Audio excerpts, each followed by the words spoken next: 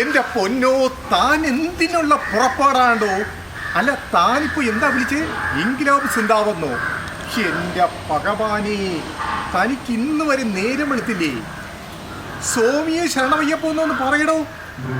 എടോ, നമ്മൾ കാലത്തിനനുസരിച്ച് മാറ്റങ്ങൾ ഉണ്ടാകണ്ടേ? നമ്മൾ ഇൻക്ലാബ് വിളിച്ചുകൊണ്ട് നിന്ന് കഴിഞ്ഞാൽ ഉള്ള വോട്ടെല്ലാം മറ്റേ കാവിക്കാർ കൊണ്ടുപോവില്ലേ? തനിക്ക് ഇത്രയും സമയമായിട്ട് നേരം എടുത്തില്ല എന്ന് പറഞ്ഞ് എന്ത് ചെയ്യാൻ എൻ്റെ രാഘവേണ?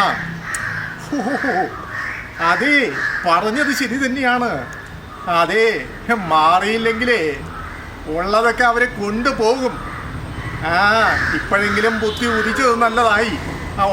അതിനെക്കുറിച്ച് തന്നെ ഞാൻ പറഞ്ഞു വരുന്നത്. അവരല്ലേ നടത്തിയടോ ദേവസ്വം, ആ ബോർഡല്ലേ നടത്താൻ, നമുക്കെന്താ കാര്യം? അല്ല, ബോർഡാണ് നടത്തുന്നത്, നടത്തട്ടെ.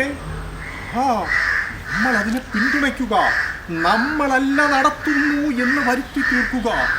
എന്നിട്ട് അതിൻ്റെ ആനുകൂല്യം നമുക്ക് പറ്റിക്കൂടെ? കാലത്തിനനുസരിച്ച് മാർഗണ്ടേ? അതെ അതെ അതെ.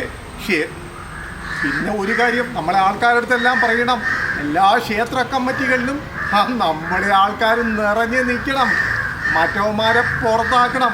അല്ലെങ്കിലേ മണ്ണെന്ന ചാരി നിന്നവൻ പെണ്ണും കൊണ്ട് പോവുകയെ. ഞാൻ പറഞ്ഞില്ലെന്ന് വേണ്ട, ഓർമ്മിച്ചാ നല്ലത്.